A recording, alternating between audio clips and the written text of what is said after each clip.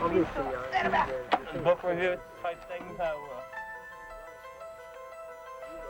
He likes my reviews. Colson gave me I got that on them, all of them.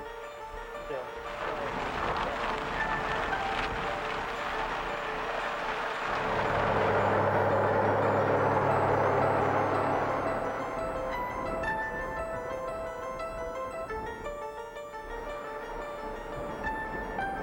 Archaeology. The term conjures up visions of treasure-filled tombs, lost cities, and jungle temples. Archaeologists in khaki attire sweat under their pith helmets as they caravan through exotic lands. All this archaeology can be, but there's much more. Though the glitter of gold is a marvelous sight, its brilliance can sometimes overshadow the true aim of the archaeologist, the desire to discover, record, preserve when possible, and interpret all traces of man to the present day.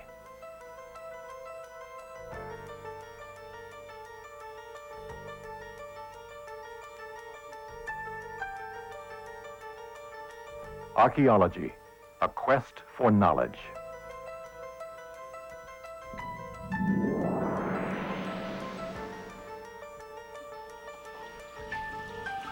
Probably on sampling or computer work. She's done a lot of that now.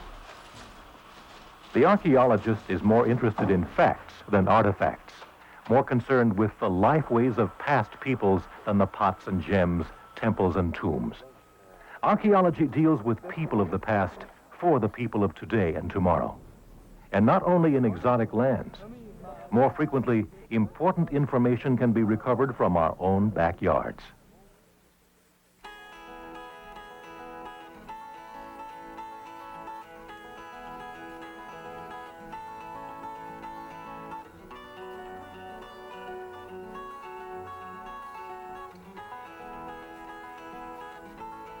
Construction of a massive dam and reservoir near the small town of Corsicana, Texas, will be completed by 1988.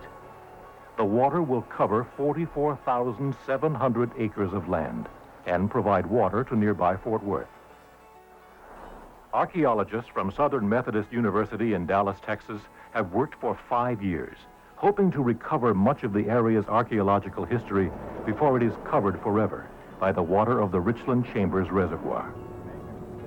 As one of the largest projects of its kind in the United States, the Richland Creek Archaeological Project is a prime example of the rapidly growing field of conservation archaeology.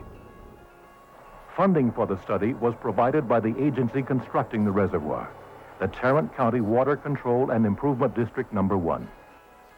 As manager of its real estate division, Woody Frossard is responsible for the natural and cultural resources affected by the construction. The dam for the Richland Creek Reservoir will be approximately 7 miles in length. The area behind me is the stilling basin. The large structure that they're working on now is where the gates for the stilling basin will be placed. The water, when the lake is full, will go through this area, and then we'll go on back down to Richland Creek and back into the Trinity River. In 1980, SMU was granted funds for a preliminary study to determine what might be of archaeological interest in the area. Their efforts produced an astonishing 911 sites of possible significance. Small-scale test excavations revealed 91 sites worth further study. The Tarrant County Water District then awarded SMU a contract to mount a full-scale study. Their work has encompassed 4 major periods of on-site excavation, beginning in the summer of 1982 and ending in the winter of 1984.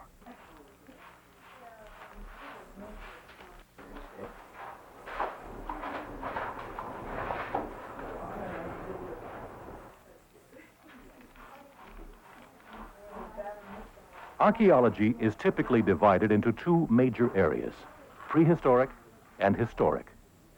Though most of us tend to think of prehistoric as millions of years ago, to an archaeologist it means before written records were kept. Of the 91 sites of special interest, 16 prehistoric sites were chosen for further study. The major prehistoric find was an area called Bird Point Island. Not really an island at all. Bird Point Island is a grassy knoll discovered and named by amateur Corsicana archaeologist Bill Young. Bird Point Island is about 7 acres in area, just 2 miles from the construction site of the dam. Once the dam is in place, Bird Point Island will be covered with water, destroying any evidence of prehistoric man. Jim Brousseth is the director of Southern Methodist University's Archaeological Research Program and principal investigator of the project. The engineers who are working with Tarrant County in building the reservoir have indicated to us that because this particular site is located here and it's a knoll near the dam, that the chances for preservation of the site are very small. In other words, underwater currents are going to be disturbing quite a bit of the soil and moving it off of the site and destroying the archaeological integrity of the site. But what can archaeologists learn from this land? What do they hope to find? So we know we have that amount of time represented here, but what we want to know is more than that. We want to know the types of occupation or the types of settlement that each group of Indians coming through here had here. Were they hunting when they came through here, or were they growing agriculture on this landform? Were they building houses, or were they building some sort of a lean-to? Were they cooking at the site? If so, what kinds of plants and animals were they cooking? And that's the general information we're trying to compile from our excavations at this site. Bill Young discovered what turned out to be the most significant find on Bird Point Island, an otherwise unremarkable depression in the ground, measuring about 60 feet in diameter. To determine whether the depression was the result of erosion or human intervention, archaeologists used a backhoe to dig a narrow trench through the area. The trench revealed the outline of a basin-shaped pit, comprised of 3 unique layers of soil, clearly the work of humans. Now, of obvious importance, a major excavation 60 feet long and 6 feet wide was painstakingly dug through the center of the pit. The pit and surrounding area revealed evidence of 4 separate time periods during which prehistoric man had occupied the area. The bottom of the pit, marking the first occupation in the area, was nearly 10 feet deep and dated to the year 1 AD. The next layer of soil, between 3 and 6 feet deep, dated to 700 AD. The third occupation of the area was found in and just northeast of the pit and dated to 1100 AD. The fourth occupation was deduced from artifacts in the soil near the surface of the pit, dating to between 1300 and 1500 AD. The lowest level of the pit dates at least 1,000 years earlier than such pits were thought to have existed. This has forced archaeologists to rethink previous evidence at the site some 700 years later. Archaeologists refer to this find as the Wiley Focus Pit, named for similar pits found near the town of Wiley in northern Texas. At the deepest level of the pit, the skeleton of a man, a woman, a baby, and a dog were found. Radiocarbon dates place the construction of the pit at about AD 1. Inferences can be made about things not found at a site as well as by the items that are found. For example, no evidence of agriculture was found in the deepest level of the pit, nor were there the fragments of culture inevitably left behind by a settled people. Therefore, these Indians must have been hunters and gatherers. They moved freely over the Texas countryside, in tune with the natural cycles of plants and animals. The same seems true of the next band of Indians in evidence at the site, some 700 years later. At the next level of the Wiley Focus Pit, dated to AD 700, 2 human cremations and a dog were found. Mussel shells and deer antlers were also uncovered, perhaps buried as ceremonial offerings. Although burial customs had changed in the 700 years since this pit was first dug, these nomadic Indians still use this spot as a burial pit for their dead. The third occupation on Bird Point Island was found just northeast of the Wiley Focus Pit, dating to 1100 AD. Archaeologists found pottery, stone tools, cooking hearths, and food storage pits, evidence of a permanent village or hamlet. The majority of information found at Bird Point Island was found at this location. Many specialized techniques were used to recreate the story of this village from the past.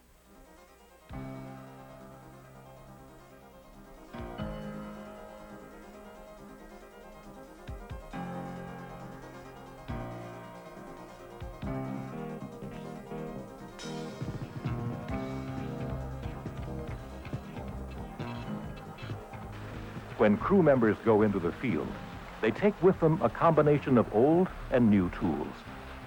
Along with their picks and shovels, they often carry microcomputers and remote sensing devices. The most advanced tools in the world, however, cannot be useful without the trained eye of the archaeologist.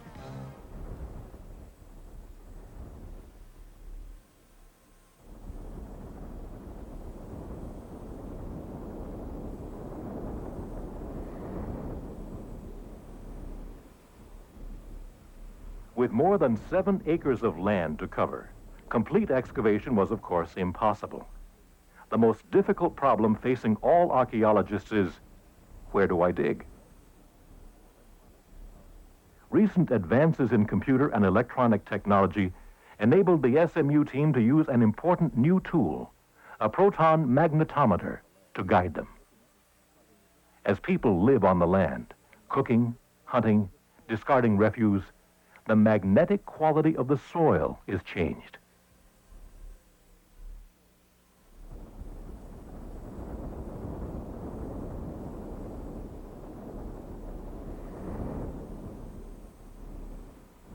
The proton magnetometer can detect these very small magnetic disturbances below the soil. Using control readings of the Earth's natural magnetic state, the computer compares them with impulses received from the magnetometer. After this data is processed, the result is a simulated map of the area, showing variations in soil magnetism. Not knowing exactly what they'd find, archaeologists began excavating where the magnetometer had detected the magnetically disturbed areas. The excavation process is slow and deliberate. Workers carefully measure the areas to be shoveled, skimmed, and scraped, and remove only 10 centimeters of soil at a time.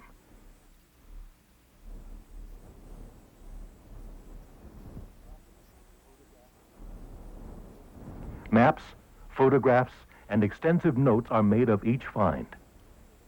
Knowing where an artifact was found in relationship to other artifacts is much more important than the artifact itself. An excavated area is documented in enough detail to reconstruct both vertical and horizontal placement of every artifact found.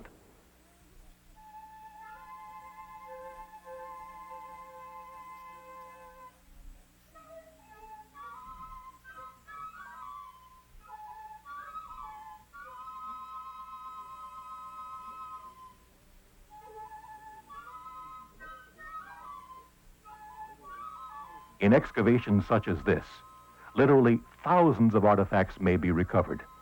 More than 500,000 artifacts were collected from Bird Point Island alone.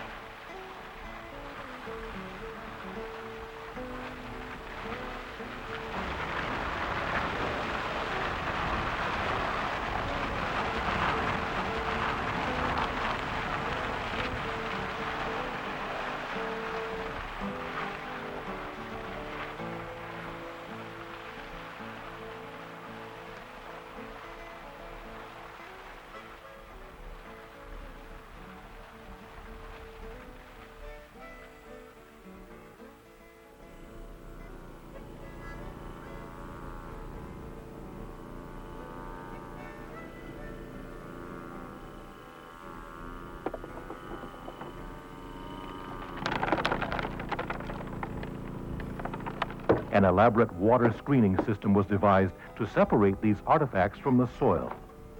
After they've been washed and dried, the artifacts are funneled into labeled plastic bags and transported to the Corsicana lab to be analyzed and cataloged.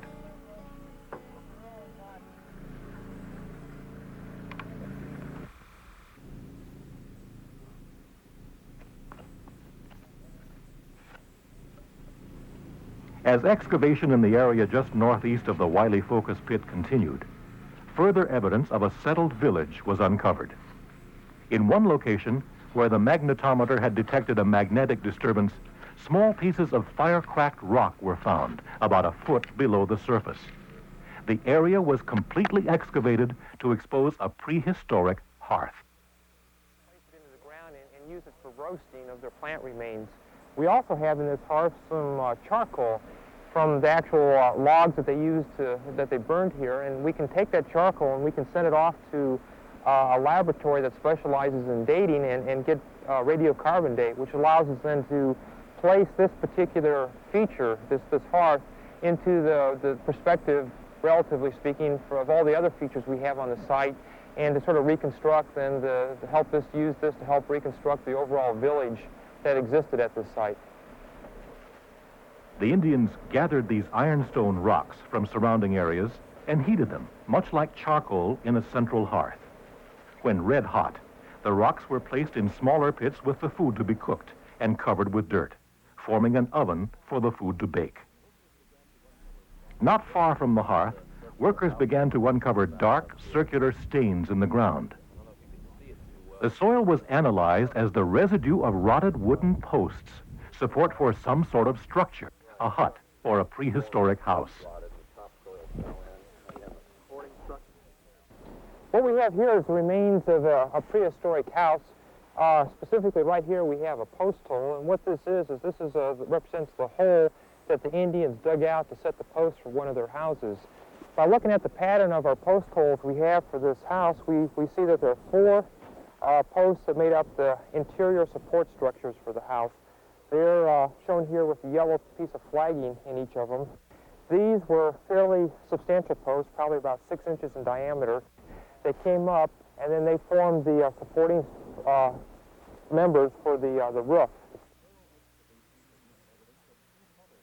Thorough excavation produced evidence of two other huts, each about 20 feet in diameter. Archaeologists estimate that between 5 and 7 people were living in each house, bringing the population of this hamlet to about 20.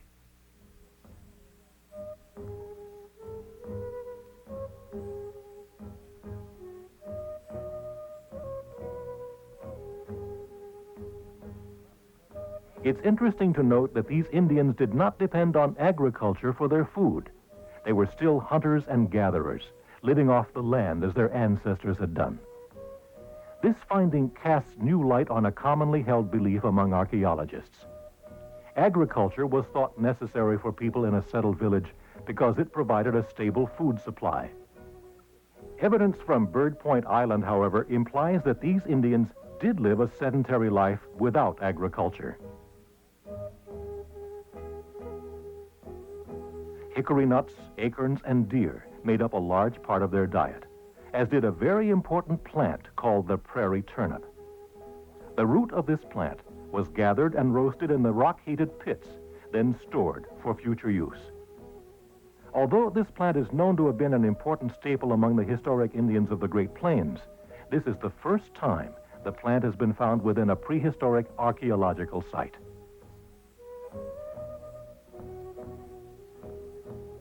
Evidence of the fourth occupation of Bird Point Island between 1300 and 1500 AD was found nearest the surface of the Wiley Focus Pit. This layer of darker soil revealed significant changes in the way this generation of Indians used the pit. Apparently, they did not know that the pit had been used for burials. To these Indians, the pit was just a depression in the ground, where it was convenient for them to discard their daily trash. The Indians may have shifted back to a more nomadic style of life during this period. There were no signs of the well-built huts found during the last occupation. Surprisingly, evidence of agriculture appears here for the first time. Archaeologists discovered badly charred remnants of prehistoric corn inside cooking pits dating to between 1300 and 1500 AD.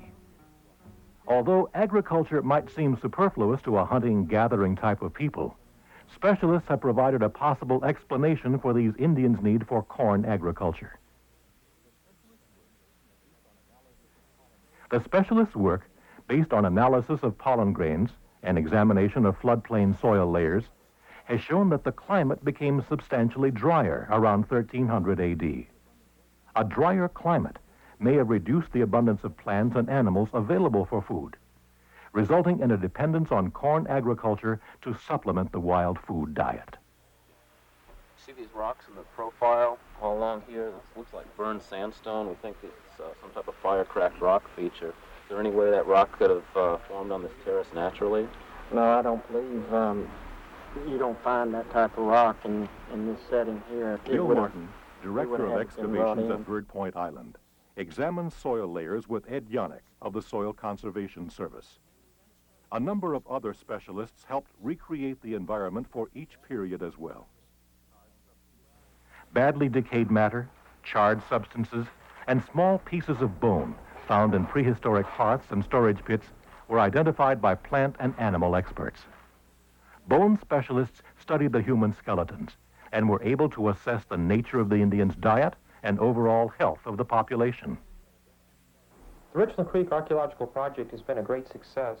It has allowed us to uncover literally hundreds of thousands of artifacts from many different archaeological sites, and many of these artifacts are boxed behind me here. But the artifacts have, more importantly, allowed us to learn a great deal of information about the prehistoric Indians who lived along Richland Creek. We now know that the Indians lived along the creek area for 6,000 to 7,000 years or longer. We also know that around the time of Christ that the large burial pits were built, which we today as archaeologists call Wiley focus pits. Prior to our work in the Richland Creek area, the function of these pits was not understood, but we now know today there are burial pits for local family groups. We also know another important discovery is that around AD 1100 that the Indians settled into permanent villages, and they were able to do this based upon a diet of wild plants and animals. Some archaeological theories have said that this type of thing does not happen unless you have corn agriculture as sort of a supplement to the wild food base. We now know that at least in the Richland Creek area that agriculture was not present and was not necessary. And another important discovery is how past climates have climatic changes, periods of drought and periods of greater rainfall, have influenced the way the prehistoric Indians have adapted in the area. In some cases, the Indians were successful in their adaptations, in other cases not. And I think this has some useful lessons for us in the future, that environmental change has occurred in the past, will occur in the future, and I think by looking at how the prehistoric Indians perhaps adapted, we're able to gain some perspective on how we as a society might face the changes in the future. The archaeology of the Richland Project provides no tombs, no gold statues, no great stone monuments to glorious civilizations of the past. What it does provide is a picture of the lifeways of ordinary people living thousands of years ago. Many of the secrets hidden in this land may never be learned, but pieces of this valuable information are now available for future generations. A part of our cultural heritage has been preserved forever.